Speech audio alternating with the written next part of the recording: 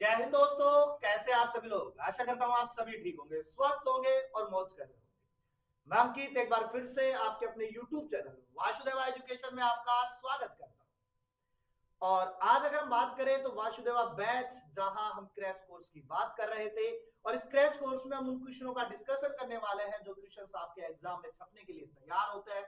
या श्योरिटी के साथ में क्वेश्चंस की वेरीफाई के साथ में मैं पढ़ा रहा हूं, क्योंकि हर एक क्वेश्चन आपके लिए बहुत जरूरी होता है। इसीलिए हमारा जो टैगलाइन है वो सीधी सी बात है, पेपर में छपने वाले टॉपिक।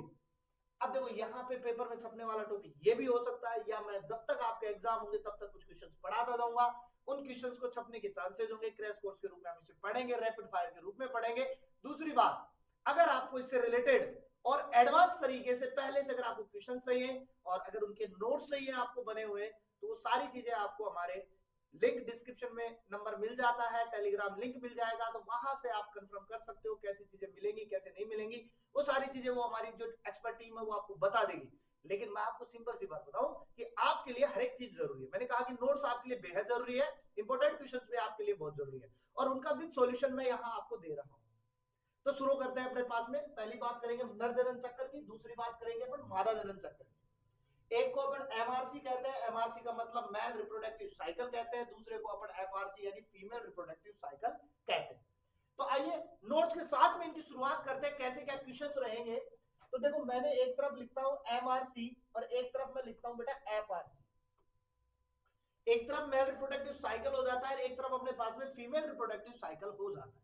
तो देखो यहाँ पे कुछ चीजों की अगर हम बात करें तो ये डिसिमिलरिटी के रूप में होती है। देखो कैसे होती है, समझो मेरी बात को। अगर मैं एमआरसी की बात करूं, एमआरसी की बात करूं तो एमआरसी का जो प्राथमिक जन्नांग होता है, एमआरसी का जो प्राथमिक जन्नांग होगा वो कौन होगा? वृषण होगा। एफआरसी का प्राथमिक जन्नांग जो होगा बेटा वो हमारे पास में होगा अंडाशय। वो क्या होगा? अंडाशय। वृषण को बेटा हम लिखेंगे टेस्टिस। क्या लिखेंगे? टेस्टिस। और अंडाशय की हम बात करें तो अंडाशय को बेटा हम लिखेंगे ओवरी। ठीक है।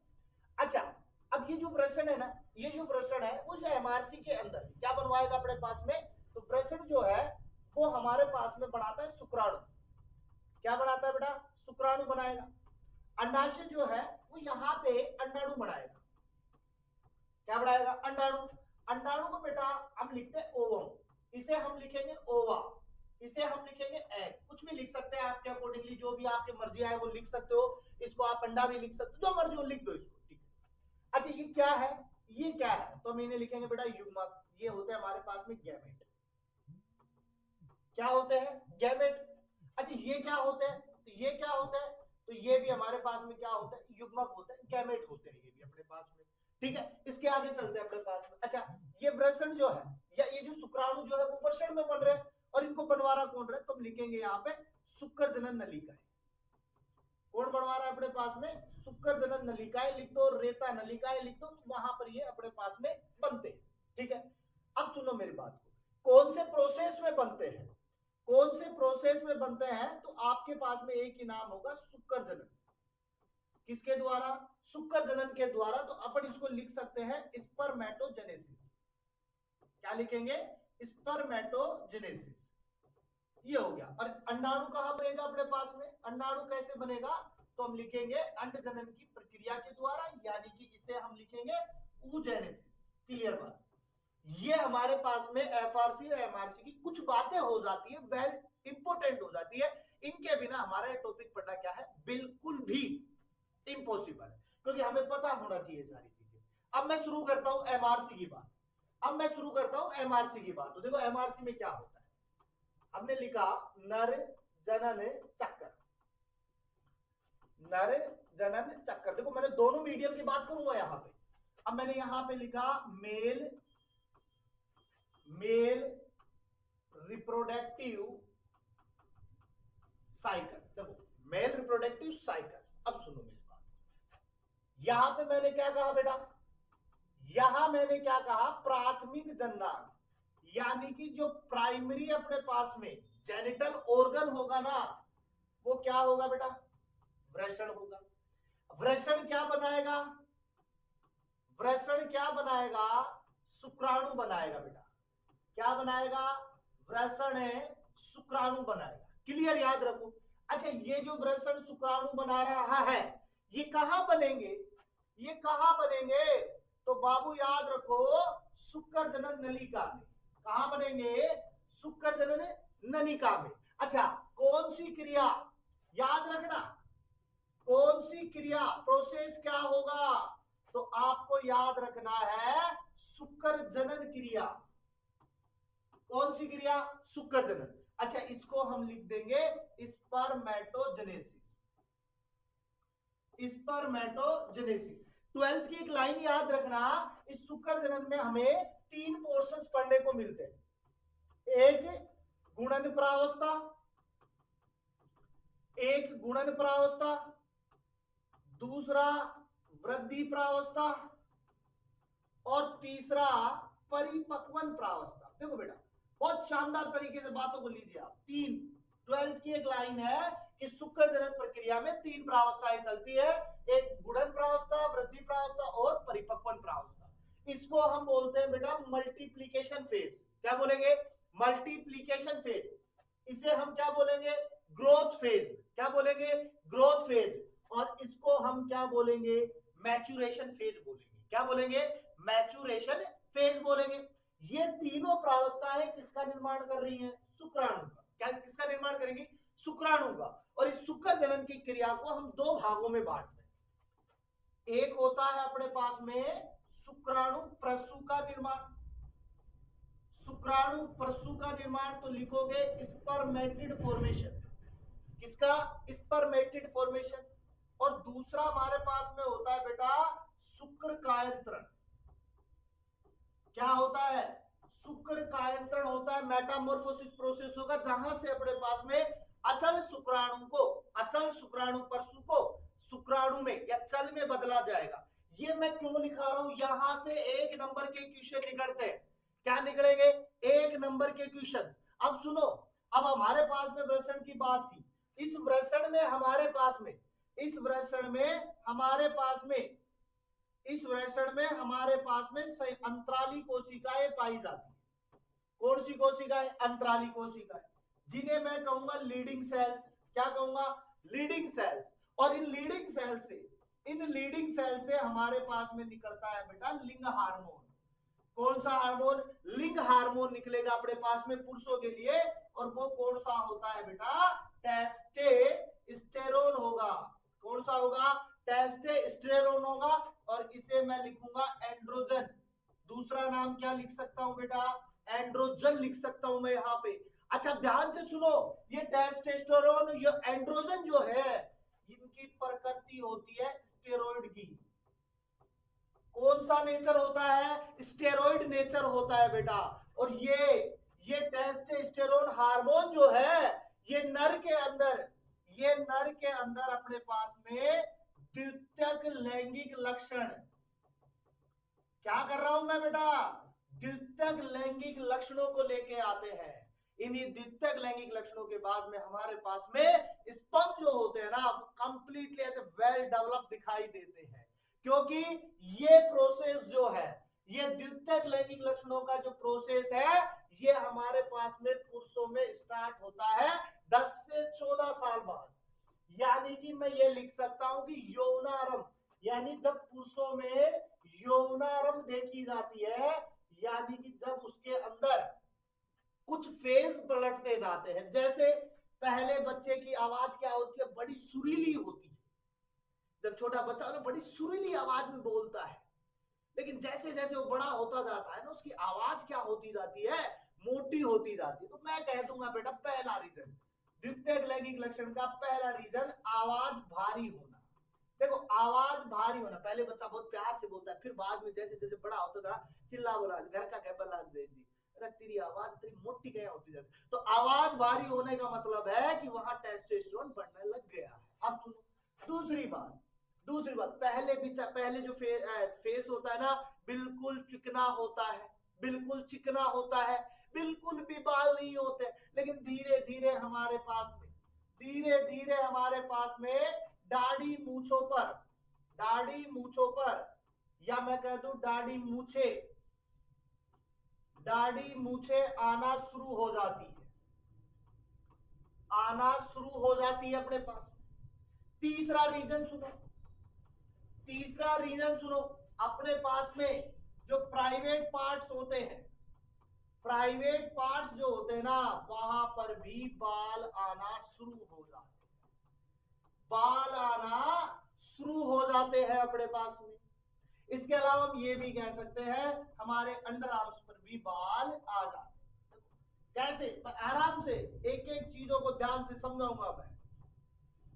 तो यही कुछ रीजंस होते हैं। हम ये भी कह सकते हैं कि हमारी जो पेशियां है, हमारी जो पेशियां है वो बलिष्ठ हो जाती है, यानी कि पहले के मुकाबले हमारे पास में स्ट्रोंग हो जाती है। पहले जब बच्चों को अगर गलती से एक हाथ से उठाने की कोशिश करेंगे, घर वाले कहेंगे छुरा अभी हड्डी कच्ची थी टूट टाट जाएगी, रहबत है मन करे और जय बड़ो भला दे उन खैया ठार फेंक दो, असर ही कौन पटे। रीजन पेशिया क्या हो गई बेटा, बलिष्ठ हो गई।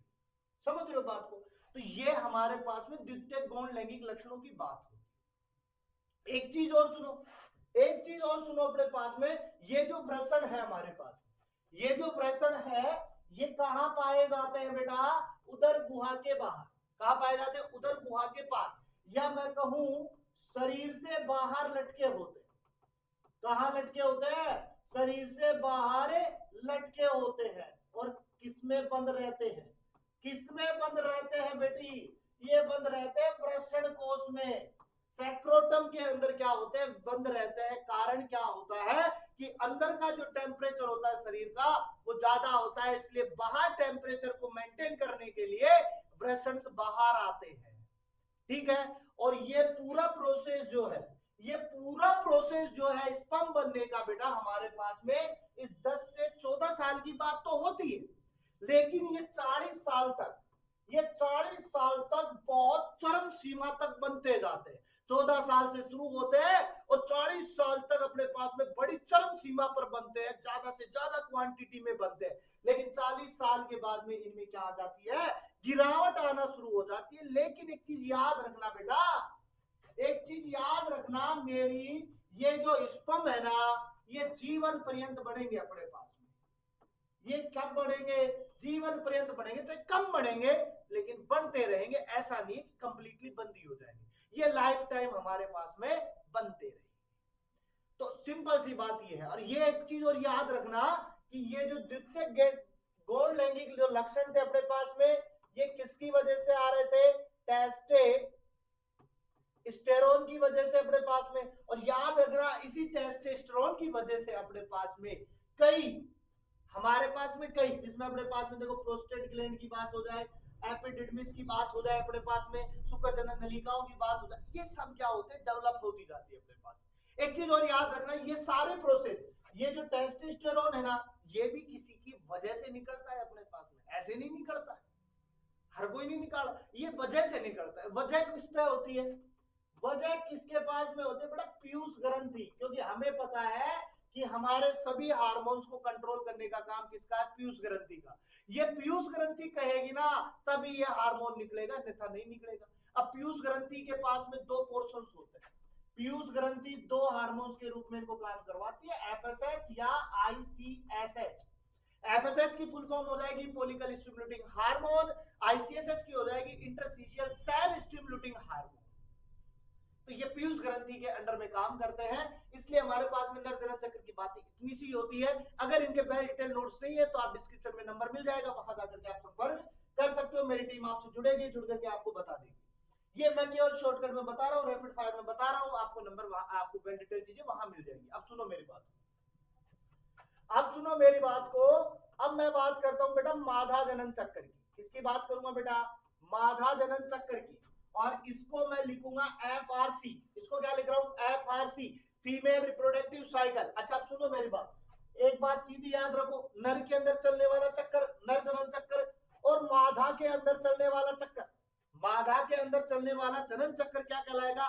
मादा जनन चक्र। अब सुनो एक चीज याद रखना, नर की तुलना में, नर की तुलना में, नर की तुलना में बेटा मादा में, मादा में जनन चक्र जो होता है ना वो जटिल होता है बेटा।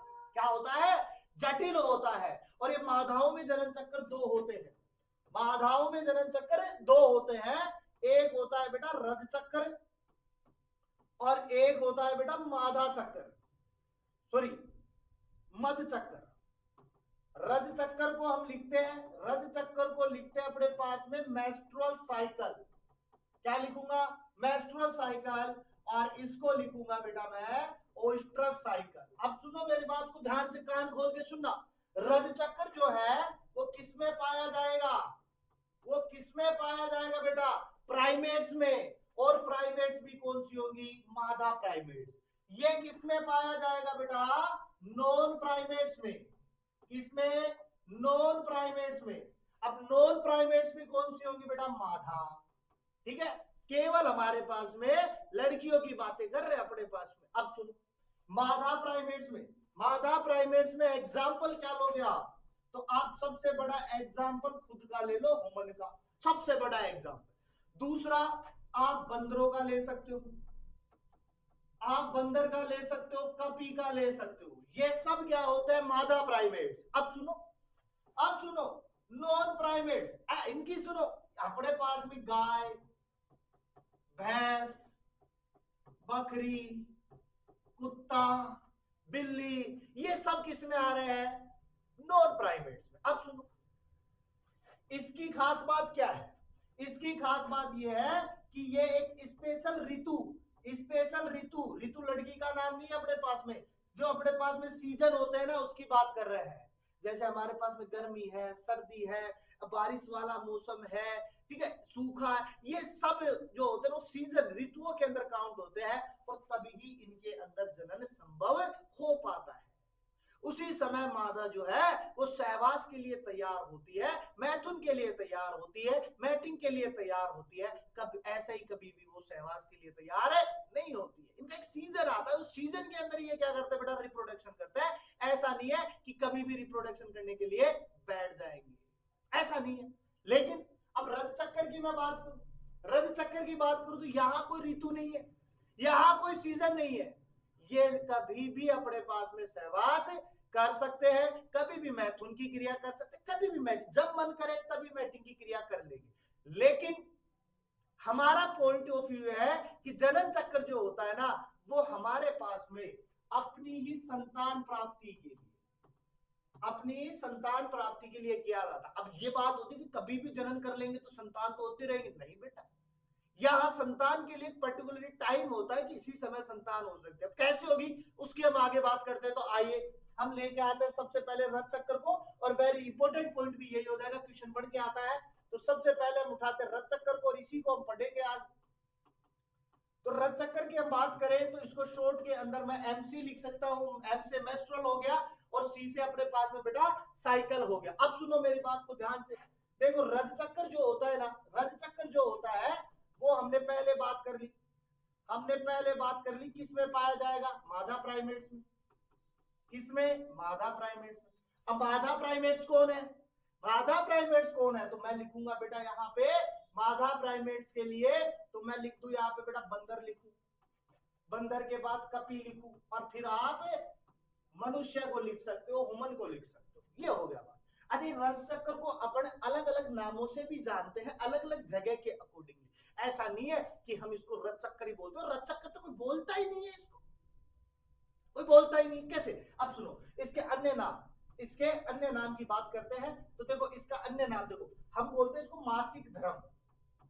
क्या बोलते हैं? मासिक धर्म। मासिक धर्म इसलिए बोल रहे हैं महीने में आता है अपने पास में, ऐसे हमेशा ही नहीं चालू रहता है, ये महीने में आता है। चलो ये तो बात हो गई मासिक धर्म की। इसको हम बोलते हैं महावारी, इसको हम क्या बोलते हैं? महावारी बोलते हैं, ठीक है ना। इसको हम पीरियड्स भी बोलते हैं, इसको हम क्या बोलते हैं? पीरियड्स भी बोलते हैं। इस रज चक्र को अपन ऋतु चक्र भी बोलते हैं। क्या बोलते हैं? ऋतु चक्र भी बोलते हैं, यानी चल रहा है अपने पास में। इसको हम आवर्त चक्कर भी बोलते हैं। क्या बोलते हैं? आवर्त चक्कर भी बोलते हैं। ये इसके सब अलग अलग नाम हो जाते हैं। अच्छा, ये रज चक्कर की हम बात करें, इस रज चक्कर की हम बात करें, इसकी सबसे खास बात होती है कि ये हमेशा अपने पास में 21 से 35 दिनों तक रहता है। कब तक रहता है? 21 से 35 दिनों तक। ये हमारे पास में एक किताबों की लैंग्वेज में दिया गया। लेकिन रज चक्कर की हम बात करें तो ये हमारे पास में केवल 28 दिन का होता है। यानी 28 दिन में अपने पास में ये 28 दिन बाद शुरू हो जाता है, उसके बाद फिर ये 28 दिन तक चलती रहती है प्रोसेस, फिर 28 दिन के बाद में हो जाता है। अब रथ चक्कर जो होता है वो 28 दिन, सामान्यतः 28 दिन, वैसे 21 से 35 दिनों पर भी जा सकता है। कभी कभी ये जल्दी आ जाता है, कभी कभी ये देरी से आ जाता है। जल्दी और देरी का जो विषय है ना, वो हमारे हार्मोनों के अनबैलेंस का होता है, क्योंकि हमारे पास में हार्मोन होते हैं। अब हार्मोनों की बात करें तो रथ चक्कर के अंदर, खासकर मादा की बात करें तो हमारे पास में एक हार्मोन होता है एस्ट्रोजन और एक हार्मोन होता है अपने पास में क्या बेटा, प्रोजेस्टेरोन। अब ये दोनों हार्मोन जो है ना, एस्ट्रोजन और प्रोजेस्टेरोन, ये इनबैलेंस हो जाएंगे, पीयूष ग्रंथि इनको स्रावित करना भूल जाएगी, और जब इनको स्रावित करना भूल जाएगी तो ये क्या हो जाएंगे, डिले हो जाएंगे, या तो इनकी डेट बढ़ जाएगी या इनकी डेट क्या हो जाएगी, कम हो जाएगी। और कई बार ये 21 से 35 दिन जो होते हैं ना, यही हमारे पास में बड़ी समस्या पैदा कर देते हैं, है ना। तो याद रखना 28 दिनों का होता है। अच्छा सुनो, अब ये जो रथ चक्कर की जो शुरुआत है, देखो ये जो शुरुआत है और ये इनका जो अंतिम अंतिम बात करें, अंतिम चक्र के शुरुआत करते हैं या हम अंतिम बात कर ले, अंतिम बात की बात करें तो देखो शुरुआत वाली जो प्रावस्था होती है ना, उसे तो मैं लिखता हूं बेटा रजोदर्शन। क्या लिखता हूं मैं बेटा, रजोदर्शन। और अंतिम जो होती है ना, उसको मैं लिखता हूं बेटा रजोनिवर्ती। क्या लिखूंगा, रजोनिवर्ती। इसको मैं लिखता हूं मैनार्की, इंग्लिश में अपन लिखे इसको तो मैनार्की लिखते हैं, ठीक है। इसको हम लिखे तो मेनोपोज लिखते हैं। क्या लिखेंगे, मेनोपोज लिखते हैं, ये लिख दिया हमने। अब सुनो बात को, रजोदर्शन कब आया, तो उधर 10 से 14 लिखे थे, हमने यहां लिख दे 10 से 13 ईयर, यानी कि यहां पर हमारे पास में 10 से 13 साल की उम्र के अंदर रथ चक्र स्टार्ट हो जाता है। लेकिन आजकल के आंकड़ों की हम देखें तो ये आपको 10 से पहले भी देखने को मिल जाता है। पहले 13 पे जाके टिकता था, आजकल 10 से पहले भी आ जाता है, ये 11 पे भी आ जाता है, बीच में कभी भी आ सकता है। और ये स्टार्ट होने के बाद में, ये स्टार्ट होने के बाद में महिलाओं में कंप्लीट 40 से 50 साल तक बना रहता है। स्टार्ट हुआ, बना रहेगा 40 से 50 साल तक, वो रजोनिवर्ती हो जाएगी। 50 के बाद में ये आना बंद हो जाता है, और 50 के बाद में जब ये आना बंद हो जाएगा तो कोई भी लड़की मां नहीं बन सकती है। पीरियड्स का आना ये बात का सबूत है कि लड़की अभी मां बन सकती है। अब सुनो बात को, ये जब आता है ना तो ये अपने पास में रक्त को बाहर निकाल, शरीर से ब्लीडिंग करवाता है, और ये जो ब्लीडिंग है ना हमारे पास में, इसके अंदर महिलाओं के शरीर से कई ml रक्त का स्राव हो जाता है। लेकिन एक चीज ये भी होती है, अब सुनो, अगर हमारे पास में पीरियड्स आ रहे हैं तो उसे अपन मेस्ट्रोसाइकिल कह रहे हैं अपने पास, समझ लो बात। लेकिन कई बार कई कंडीशंस ऐसी होती है कि ये जो 21 से 35 दिनों की मैं बात कर रहा हूं, यहां पर ये 28 दिन के बाद आना बंद हो जाता है। अब बंद होने का मतलब सिंपल सी एक ही बात है कि अगर आपके पास में पीरियड्स स्टार्ट हो गया और फिर कुछ दिनों बाद में जैसे 28 दिन तक 2 4 5 साल रहा और बंद होता है, तो देखो बंद वाली जो प्रावस्था है ना, उसके अंदर हम कहते हैं कि ये गर्भावस्था का संकेत देती है। अब कई लोग सोचते हैं जैसे बंद हो गया, बंद होने के बाद में वो सोचते हैं यार प्रेग्नेंट, अब किसी ने मैथुन की क्रिया की नहीं, लेकिन उनके दिमाग गर्भावस्था और बंद हो गया, गुरुजी तो है बता। नहीं बेटा, इनमें मैंने क्या कहा, हार्मोनों का इनबैलेंस भी हो जाता है, आपका स्ट्रेस लेवल अगर ज्यादा है तो वो भी काउंट हो जाता है, आपका खान पान ठीक नहीं है तो भी हो जाता है, और इन सब में हमारे हार्मोन क्या होते हैं, इनबैलेंस हो जाते हैं, जिसकी वजह से ये पीरियड्स में डिले हो जाता है। लेकिन अगर कंप्लीटली नहीं आ रहा है तो फिर वो गर्भावस्था का क्या देते हैं, संकेत देते हैं। और गर्भावस्था को जानने के लिए सिंपल सी बात है, मार्केट के अंदर एक प्रेगनेंसी किट मिलती है, लेके आओ और अपना जो फर्स्ट यूरिन है उसकी एक बूंद डालो, वहां से पता चल जाएगा आपको प्रेग्नेंट हो या नहीं। ये हमारे पास में गर्भावस्था के संकेत को दूर करने का सबसे बड़ा उपाय है। अब सुनो बात को, अब सुनो बात को, इस रथ चक्कर को हम बांटते हैं, देखो इस रथ चक्कर को हम 4 भागों में बांटते हैं, और इन्हीं 4 भागों के साथ में हमारी चीजें कंप्लीट होती है। अब सुनो मेरी बात को, एक होता है हमारे पास में आवर्त चक्कर, आवर्त चक्कर बोल दूं या मैं इसको आवर्त प्रावस्था बोल दूं, देखो मेस्टर्ड फेज बोल देते हैं। एक हम बोलते हैं यहां पे बेटा पूर्व अंडोत्सर्ग फेज। कौन सा फेज अपने पास में बेटा, पूर्व अंडोत्सर्ग फेज। अब पूर्व अंडोत्सर्ग फेज का मतलब हो गया बेटा अपने पास में प्री ओव्यूलेशन फेज। कौन सा, प्री ओव्यूलेशन फेज। अब सुनो, एक मैं यहां पे देखो बेटा काउंट कर रहा हूं अंडोत्सर्ग फेज। कैसा काउंट कर रहा हूं मैं बेटा, अंडोत्सर्ग फेज काउंट कर रहा हूं। तो इस अंडोत्सर्ग फेज को मैं लिखूंगा ओव्यूलेशन फेज। क्या लिखूंगा? Ovulation phase. और इसको मैं लिखता हूं बेटा पश्चय अंडोत्सर्ग फेज। क्या लिखूंगा? पश्चय अंडोत्सर्ग फेज, यानी कि हम लिखेंगे इसको पोस्ट ओव्यूलेशन फेज। तो सिंपल बात समझो, एक अंडे से पहले की प्रावस्था, एक अंडे बनने के बाद की प्रावस्था, बीच की प्रावस्था, अंडे की प्रावस्था, सबसे पहले आवर्त प्रावस्था। सुनो, इनको हम कैसे लिखते हैं? इसके लिए मैं लिखता हूं 1 से 7 दिन का टाइम, यानी कि एक बार पीरियड शुरू होते हैं ना, तो फर्स्ट डे से 7 डेज तक मेरे पास में कौन सी चल रही है? आवर्त प्रावस्था। ये आजकल नहीं चलती है, आजकल यहाँ पे 1 से 5 दिन भी मान के चलो, तो मैं यहाँ पे देखो 5 दिन लिख देता हूँ। अब अकॉर्डिंगली डाटा चलता है, 1 से 5 दिन की बात हो जाए। यहां आ जाओ 6 से 13 दिन, यहां आ जाओ 14 दिन, यहां आ जाओ अपने पास में 15 से 28 दिन, या अपने जो नेक्स्ट पीरियड टाइम होगा ना उस तक आ जाओ। ये 4 प्रावस्थाएं देख लो। अब सुनो, इसमें ब्लीडिंग होती है। इसमें क्या होती है बेटा? ब्लीडिंग। ब्लीडिंग का मतलब रक्त स्राव की क्रिया यहां पर होती है। यहां पर क्या होगी बेटा? रक्त स्राव की क्रिया होती है। हो गया अपने पास में काम। अब सुनो बात को ध्यान से, गौर से सुनो। यहां ब्लीडिंग हो गई। अब ब्लीडिंग किसके वजह से हो रही है?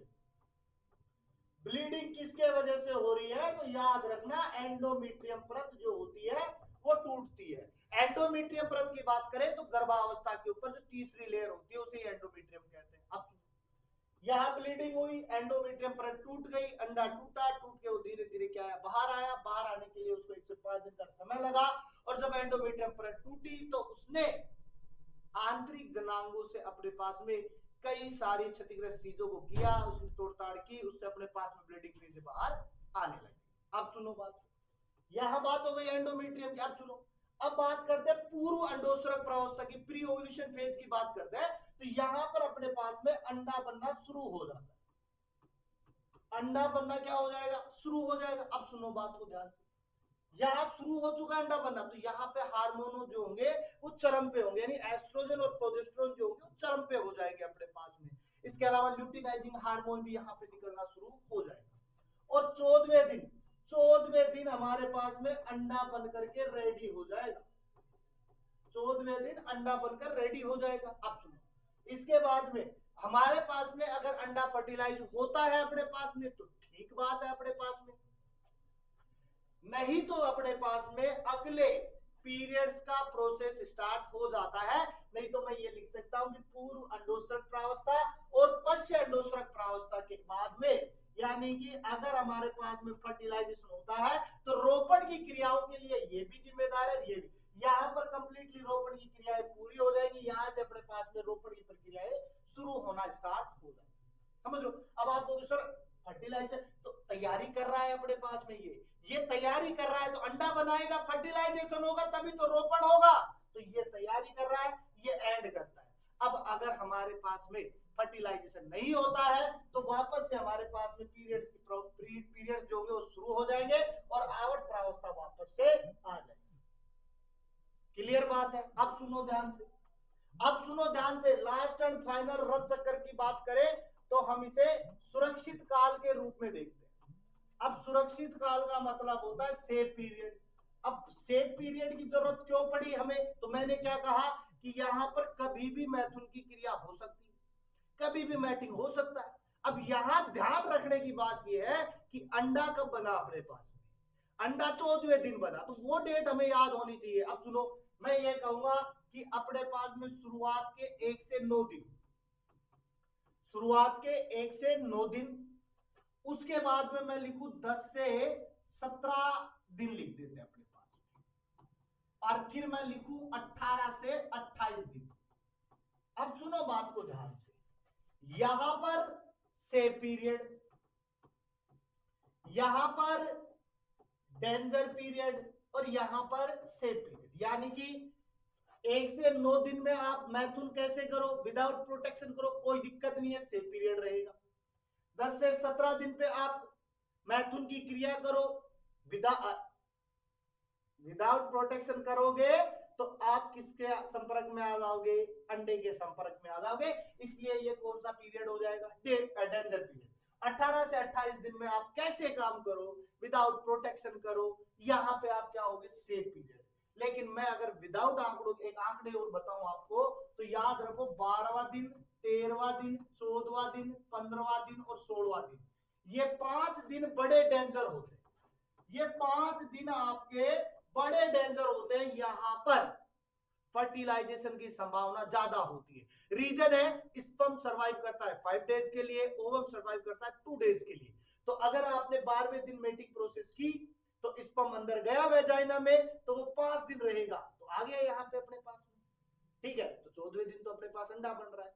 लेकिन आजकल क्या हो, वही खान पीन की वजह से स्पर्म का लाइफ साइकिल भी क्या होगा, कब तो 3 दिन में काउंट करता है। तो 12 में लो तो 12, 13, 14 अंडा बना, 13 पे करोगे तो 13, 14, 15 अंडा रहा अपने पास, 14 पे करोगे तो वैसे टेंशन में ज्यादा में आ जाओगे अपने पास में। लेकिन आंकड़ों में और देखे तो इन्वॉल्व करना चाहूँ तो मैं 10 और 11 को भी कर सकता हूँ। 10 को करोगे तो 10 को रहा, 11 को रहा, 12 को रहा, 13 को रहा और 14 का। तो यहाँ पे फर्टिलाइजेशन की संभावना क्या होती है, बढ़ जाती है। तो ऐसे अपने पास में ये एक क्वेश्चन कंप्लीट होता है। अब सुन लो, मेरे को इसको समझाने में आपको 30 मिनट लग गए, तो आपको लिखने के लिए वेल डिटेल तरीके के नोट्स चाहिए या नहीं चाहिए? मैंने तो केवल आपको शॉर्ट ट्रिक्स बताई है कि ऐसे ऐसे आप बना सकते हो, ऐसे ऐसे लिख सकते हो। अगर इसके आपको वेल डिटेल नोट्स चाहिए तो डिस्क्रिप्शन में आपको नंबर मिलेंगे, वहां पे आप संपर्क कीजिए, आपकी सारी चीजें हो जाएंगी। मिलते हैं एक नेक्स्ट क्वेश्चन के साथ में वापस से, जहां पर फिर मैं वेल डिटेल तरीके से बात करूंगा, शॉर्ट ट्रिक में बात करूंगा। मिलते हैं एक नेक्स्ट वीडियो के साथ में, तब तक के लिए बने रहिए, चैनल को सब्सक्राइब कर दीजिएगा, बेल आइकन को दबाइएगा ताकि वीडियो का नोटिफिकेशन आपके पास में जल्द से जल्द आ जाए।